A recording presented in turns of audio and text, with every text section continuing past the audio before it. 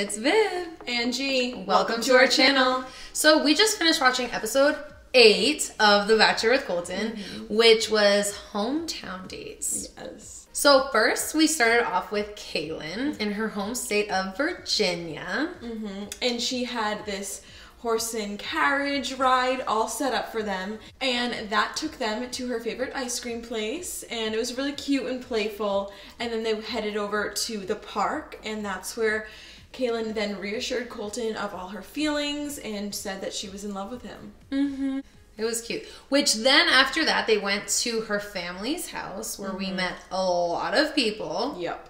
A lot. So during Kaylin and her dad's talk, he kind of asked her, why is Colton the one? Like, why do you think that this relationship is going to work? And she said that their values really align. And I don't know, you know how me and Viv kind of feel about her recently. And it was kind of... Like G said, if you watched our video last week, you'll know kind of how we feel about her and Cassie. Just a little disingenuous. I really tried to be optimistic about both of them this week. But when she said that, she gave to me a very... pageant answer. Yeah. She was like, our values match. And in my head, I'm going, yeah, but that's not like me and G are best friends and our values match. Right.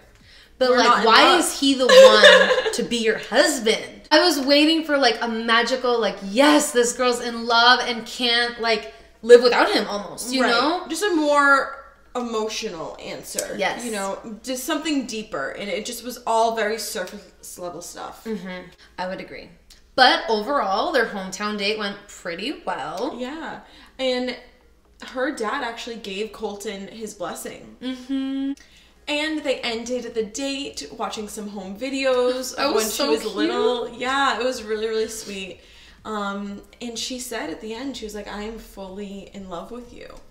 A part of me really does feel like she does have feelings for him. Yeah, I mean, they may be superficial feelings. I just feel like her answer is always really like pageant ready. Yeah.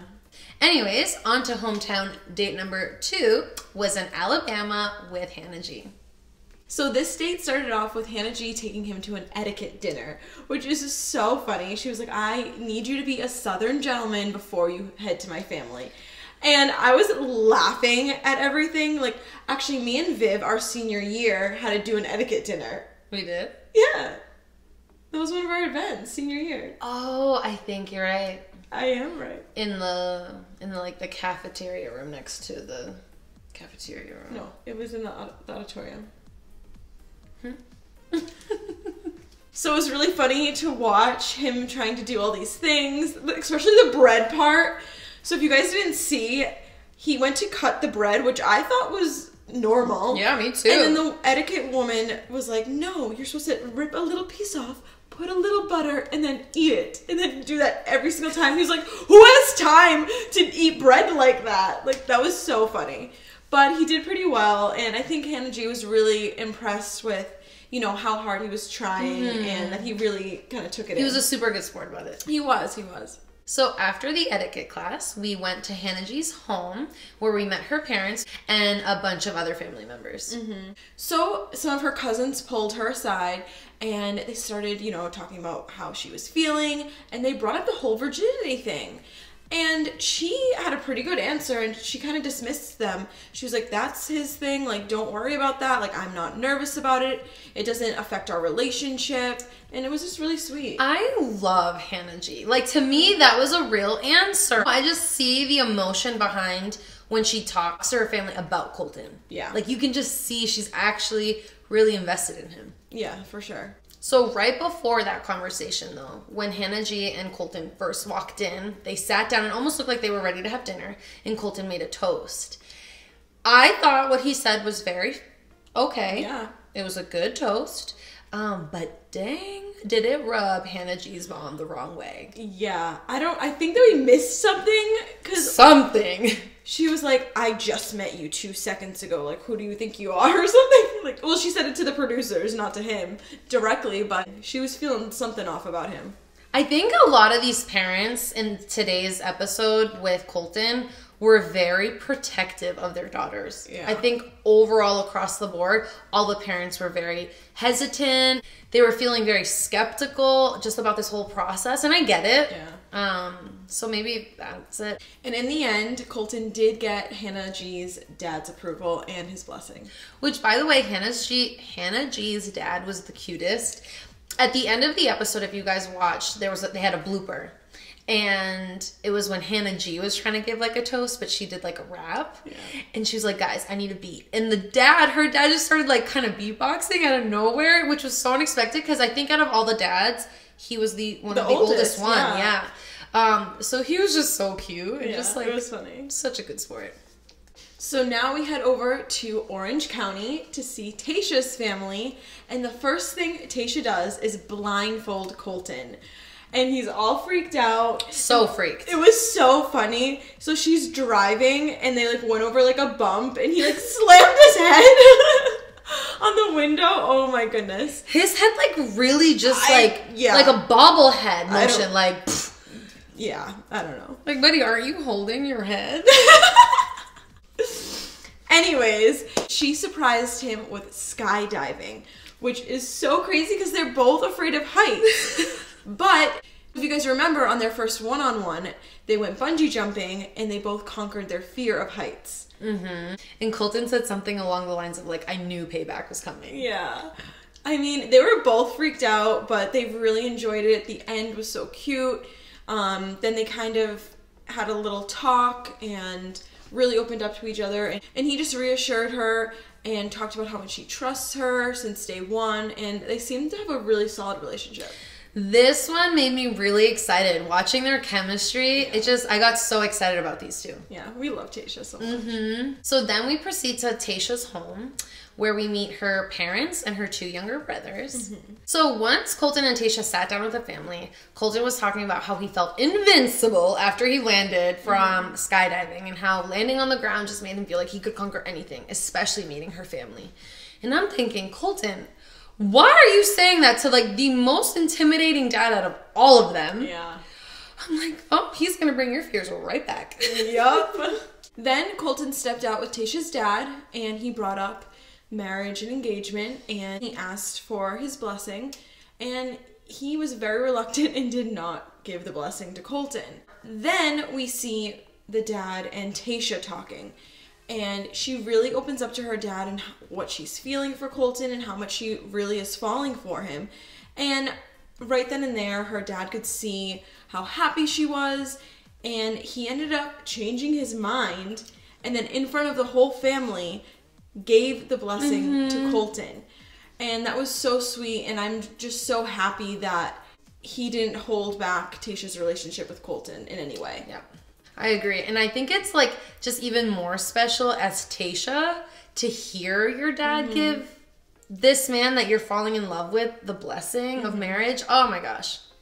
It was really, really sweet. So at the end of the night, Tayshia walks Colton to his car and it was so cute. They're saying goodbye and he was like, wait, one more kiss. And it was just so sweet. And I just loved that he was like, wait. Like he knows he's going to like miss her, you know? Because if you guys think about it, these hometowns, there's like days in between them. So he's really not going to see her for like a week. Right. Yeah, I love seeing Colton and Tayshia's bond. Yeah. Then we go to Cassie's hometown date, which is in Huntington Beach, California. And Cassie runs into his arms. It totally seems like they missed each other. They start making out. And then she takes him surfing. Which was the funniest thing of the night too. I know I said that already, but the way he was falling off the surfboard, I've never surfed, so I'd probably be way worse. But it was just really, really funny and comical watching him like flip over or fall off the board. It was funny. Yeah. So after they go surfing, there's being super cutesy on the beach, and Colton tells her how he's feeling and how he's really falling for her. And he asks her, how are you feeling? And her answer was crickets. It was like, yeah, I think I'm just not sure. I just want to be 100%. Yeah, like I need to see how my family feels. I don't know if this is just, this could be real feelings and she's just super nervous to like tell him how she feels because maybe she's afraid to get rejected. I don't know. But she needs to give him something. Like, she's giving him nothing to go off of. Not even an I like you a lot. Yeah, nothing. Why are you even on the show then? Like, if you don't like him, go away. Yeah, I mean, plenty of girls self-eliminated. So if you're not feeling it, goodbye. Bye. So then we go to Cassie's house where we meet her family. And Cassie and her sister are talking. And she said, I think I'm falling in love with him. What? At this point, and again, I don't know, like, we've never been in this type of situation, but, like, you're either, like, starting to fall in love with him or you're not at this point, I think. Yeah, Cassie is, I don't know if it's because of the camera crews there, if she's feeling just super, like, overwhelmed. I mean, she is talking about her feelings towards Colton, and I don't know, she's so wishy-washy. Yeah. Like, trying to avoid that question. I'm really hoping that she does have deeper feelings for him because we can see how he's feeling about her. Right. And I really hope it's just that she's nervous to put her heart out there. So during this hometown date, Cassie's dad was actually really tough on both of them. He was not having it. Even when he was talking to Cassie, he was really pulling things out of her, like, what are you doing? Like, what's going on? And she kind of, it seemed like it almost got a little heated at one point. Oh, yeah. But in the end, you know, he wants what's best for her, and he said that to her. But yeah, Colton, when he asked for the blessing, the dad was like, no, basically. And I felt so bad because it was so awkward, and he was like, I did not expect for this to happen, and he really wanted it. And unlike Tayshia's situation, where her dad ended up saying, you know, giving the blessing at the end, Cassie's dad did not budge. So then by the end of the night, Cassie and Colton finally had some alone time. It looks like they were sitting outside.